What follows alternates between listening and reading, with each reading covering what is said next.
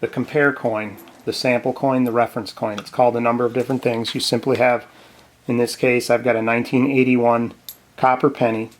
So I want to set the machine up to accept copper pennies and reject everything else. It'll accept copper pennies that match the alloy of this coin. So I just put the penny in there like that, and you can use your finger or a screwdriver. You just push that open. This is spring loaded, so it'll return back. It'll return back to the home position, and it kind of sits in what I call the nest. It just cradles it and holds the coin in place. So now we've got installed between the three coils that are sensing the coin a copper penny. So it's reading the copper penny with two coils, and when the moving coin falls down the chute, it'll compare that electronic signal against the sample coin. So each time a coin goes in, it moves this dampener arm up and down.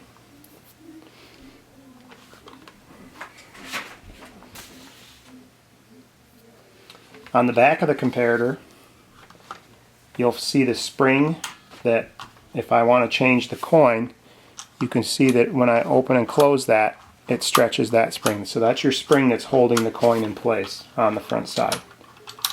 So that's back in position. There's also on the back of the comparator a device called a solenoid. A solenoid is simply an electromagnetic actuator that when it gets a signal from the comparator board, it tells this coil to fire or energize, and it pulls this thing called the rake, or the rake arm. And we call it a rake because, as you can see, it's got these little teeth on it right here. Sorry about my hand in the way there.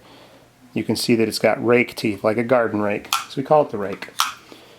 When a coin is accepted, the rake pulls out of the way and the coin falls straight through the comparator. When a coin is rejected, nothing happens to the rake. The coin comes down, hits the rake, and is deflected out to the other side. If you took the cover off of your comparator, which really isn't necessary, the only reason I'm going to do this is to show you how to change the sensitivity on this unit. You'll have a small hole through the cover plate of your comparator that you can pass a very small screwdriver. This is a Weha brand, made in Germany, fancy pants, 2mm tip on this screwdriver. So a small instrument screwdriver will work. But these are very nice control. Then you can, there's two different styles of plates. There's a screwed on cover plate or a clip on cover plate. If you were to remove that, we're now down into the board. And on my other machine I showed you my 10-turn potentiometer. This is basically a 3/4 turn potentiometer. So all the way counterclockwise.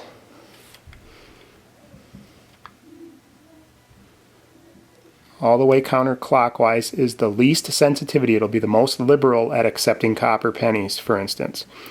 If it's even close to the sample coin, it should open up the gate and let it fall straight down. As you increase this all the way to the other stop, it should begin to actually reject everything. So if you want it to be very picky or very sensitive or very selective, we turn this up. This is also like gain or threshold on a metal detector. Basically the same function. So you'll experiment with that until you find a setting that you like. Of course, this is the green LED light, and this is where the cord hooks up and goes in to do all of its black magic on the board.